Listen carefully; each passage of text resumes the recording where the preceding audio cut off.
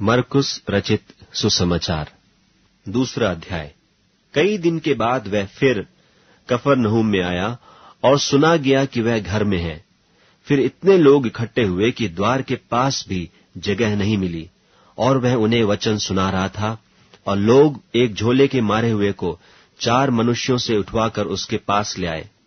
परंतु जब वे भीड़ के कारण उसके निकट न पहुंच सके, तो उन्होंने उस छत को जिसके नीचे वह था खोल दिया, और जब उसे उधेड़ चुके तो उस खाट को जिस पर झोले का मारा हुआ पड़ा था लटका दिया। यीशु ने उनका विश्वास देखकर उस झोले के मारे हुए से कहा, हे पुत्र, तेरे पाप क्षमा हुए। तब कई एक शास्त्री जो वहां बैठे थे अपने अपने मन में विचार करने लगे कि यह मनुष्य क्यों ऐसा कहता है, यह तो परमेश्वर की निंदा करता है। परमेश्वर को छोड़ और कौन पाप क्षमा कर सकता है। यीशु ने तुरंत अपनी आत्मा में जान लिया कि वे अपने अपने मन में ऐसा विचार कर रहे हैं, और उनसे कहा, तुम अपने अपने मन में यह विचार क्यों कर रहे हो? सहज क्या है? क्या झोले के मारे से यह कहना कि तेरे पाप क्षमा हुए, या यह कहना कि उठ, अपनी खाट उठाकर चल फिर? परंतु जिससे तुम जान लो कि मनुष्य के पुत्र को पृथ्वी पर पाप क्षमा करने का भी अधिकार है, उसने उस झोले के मारे हुए से कहा, मैं तुझसे कहता हूं, उठ, अपनी खाट उठाकर अपने घर चला जा। और वह उठा और तुरंत खाट उठाकर और सबके सामने से निकलकर चला गया। इस पर सब चकित हुए और परमेश्वर की बड़ाई करके कहने लगे कि हमने ऐसा कभी नहीं देखा। वह फिर निकलकर झील के किनारे गया, और सारी भीड़ उसके पास आई, और वह उन्हें उपदेश देने लगा। जाते हुए उसने हलफई के पुत्र लेवी को चुंगी की चौकी पर बैठे देखा, और उससे कहा, मेरे पीछे हो ले। और वह उठकर उसके पीछे हो लिया, और वह उसके घर में भोजन करने बैठा। और बहुत से चुंगी लेने वाले और पापी यीशु और उसके चेलों के साथ भोजन करने बैठे, क्योंकि वे बहुत से थे और उसके पीछे हो लिए थे।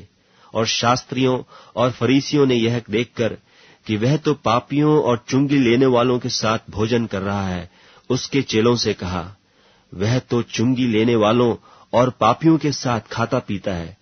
यीशु ने यह सुनकर उनसे कहा, भले चंगों को वैद्य की आवश्यकता नहीं, परंतु बीमारों को है। मैं धर्मियों को नहीं, परंतु पापियों को बुलाने आया हूं।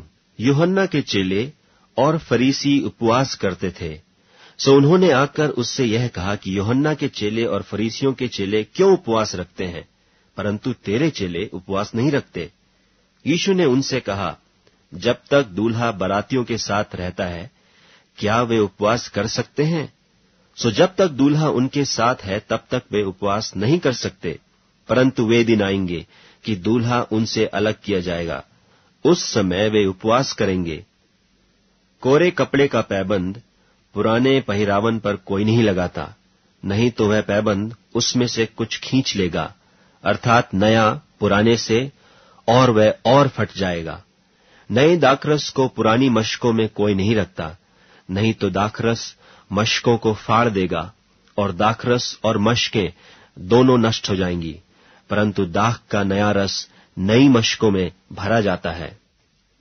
और ऐसा हुआ कि वह सब्त के दिन खेतों में से होकर जा रहा था, और उसके चेले चलते हुए बालें तोड़ने लगे।